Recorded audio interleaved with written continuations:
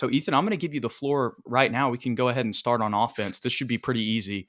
Uh, Yeah. what have you seen from Victor Wembanyama after doing a deep dive? We were sending some videos back and forth earlier. hmm There's so much content on him. Thankfully, this past weekend he played a couple games, was the leading scorer in both games in the FIBA World Cup qualifiers for France.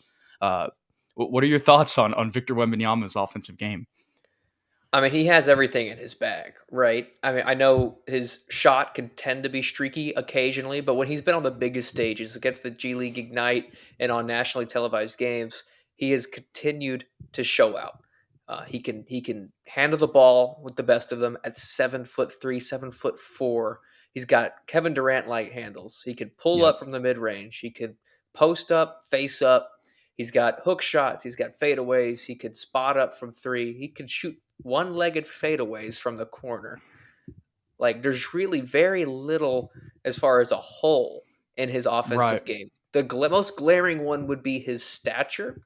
A lot of people question whether or not he can handle the physicality. I know there was that big video that went viral of him getting put back down and dunked on by some random adult that Yeah. plays overseas. I don't even know his Yeah. name. And then slipping a little bit with his leg, kind of looking like a hmm giraffe, right? Yep, and that's just something that for now we're going to have to live with. I think of other guys that have had slender builds that have still managed to have successful careers. Kareem Abdul-Jabbar comes to mind. He Mm-hmm. wasn't as physically imposing coming Yep. out of UCLA. Dirk Nowitzki coming out of Germany, he was one of Yep. the same. Kevin Durant, most recently, Giannis Antetokounmpo, That's the and big one. Go and ahead. that's the one that he always brings up as someone that he Exactly. emulates, that he wants to get kind of work on getting that kind of strength. I don't envision him getting too much bigger, only because of his feet. They really worry about that, and that's something that I'm fine with him being slender at this point, Mm-hmm. especially since how the modern NBA is. If he gets bullied down low, he's probably getting fouled. Like they're going to call an offensive foul, especially since he's a big star. They're going to try and protect him as best they can. Physicality's really been regulated out of the league at this point. Maybe it'll come back. Who knows? Right. But he's so tall. Maybe he can overcome that. Kristaps Porzingis had that same worry, and he's kind of been fine. He's one of the best rim defenders, and he's not a strong dude really, as far as Right. like physicality Yep. is concerned. Um, and then Chet Holmgren is the big comparison, most recent one, because they have very similar Yep. statures and sort of similar games. But I still think at this point, Wemby still has a better body than Chet, as Yeah. far as strength and actually being able to bang down low. Chet was very much perimeter. Wemby can be perimeter and he has those handles, but he can score at all three levels. So the sky's the limit. And if he Yeah. can somehow emulate any of the dudes that we just mentioned, I think he's a shoe in for being a future superstar. Yeah, yeah. Obviously, I echo a lot of the stuff that you just said. Just talking a little bit about the physicality and the stature thing. Um, I understand why that's a concern for sure, and you've got to pick out something, Yeah. especially with a guy like this.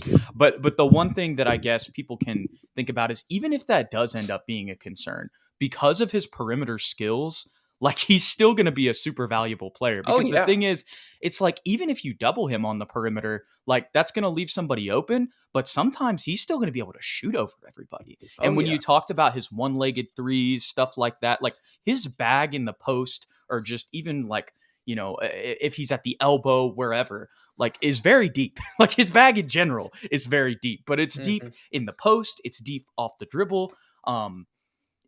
Just go watch his highlights. I wish I could, really describe it in words, but he's a three-level scorer. He can shoot from anywhere. He can adjust driving to the rim. That's the other thing I hmm noticed in those highlights. Like he can contort himself, the acrobat badge in hmm 2K. Like Yeah. he's got that going to the rim. To have that at 7'4", it's just ridiculous. He's out of a video game. The one thing that Spurs fans can definitely hope for, y'all go check out the Ringers video. That the highlight is, I think, or not the highlight, the thumbnail is Wemby meets the world, and they talk about just kind of his journey throughout all the different teams he's played for. He started playing professionally when he was 16, or excuse me, when he was 15 in France. Then he played for Tony Parker's team, and then this year with Metropolitans 92. And another thing that I think people are a little bit like they talk about is streaky shooting. You mentioned that as well. I think that's going to be easier in the NBA. For sure. There's a lot of, and that may sound crazy because yes, the NBA is the NBA is simultaneously the most talented and hardest league in the world, it's also one of the easier leagues in the world to score in. And that's because of how you mentioned how physicality has kind of been left out of the game. And I think that's why when you watch the G League game against the Ignite, the 2 games they had there, he shot so well. There's a video from Marcus Howard. He's in the G League right now. I forget. I want to say he played at Marquette, historical program. Got guys like Jimmy Butler coming out of there. Did D Wade play at Marquette too? Yeah, he did. Right. So exactly. A lot of stars have come out of Marquette. But Marcus Howard, even though he's in the G League right now, he was ranking the leagues like on what's easiest to score in. This was like a YouTube short I saw like last week or something. And he was saying like the NBA was the easiest. He said the G League was actually harder to score in than the NBA. And then he said the Euro League, and then he said FIBA, which is what Wemby is playing in right now. And he's had some pretty, and it's interesting when you look at that because they won their last game and Wemby was their leading scorer against Lithuania. And he only had 15 points. So that's just kind of an example of what Marcus Howard is talking about there. So the thing about Wembanyama too, that you got to remember is he's playing in a league that, yes, it may not be as talented as the NBA, but you can be much more physical. They just play much stiffer defense. Like defense is more a part of the game. There's no 3-second calls. Right, exactly. And then on top of that, he's playing in FIBA now. So not only was he playing in the, I think it's called I forget what it is. It's all just NBL or NLB. I forget what it is. But if y'all go look at the Victor Wembanyama highlights, they'll show like the name of the French league. It's basically the National Basketball League. I think it's the LNB. That's what they use. But regardless, you're playing there, and then you're going to play in France, and then we'll see if he plays in the World Cup qualifiers, and we'll see if he plays for France again in the summer during the FIBA World Cup. And for those of you guys who don't know, the FIBA World Cup is basically FIFA, but just for basketball. And that's happening this summer. The U.S., I don't know if they're going to go, but that's because like all their best players are playing in the NBA right now.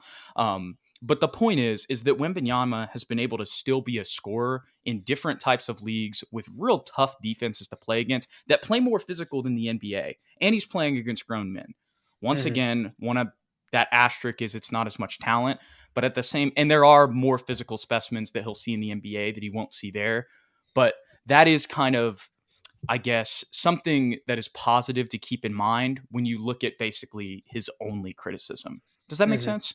It does. And my only counter argument to that criticism, because I understand that criticism, it's completely warranted. Right. But like I always think of Dirk Nowitzki because he was a 7-footer that had the same kind of touch and ability to score both around the rim and away from the basket, back to the basket, facing up. He could put the ball on the floor, whatever it is. It's a very similar type of offensive game.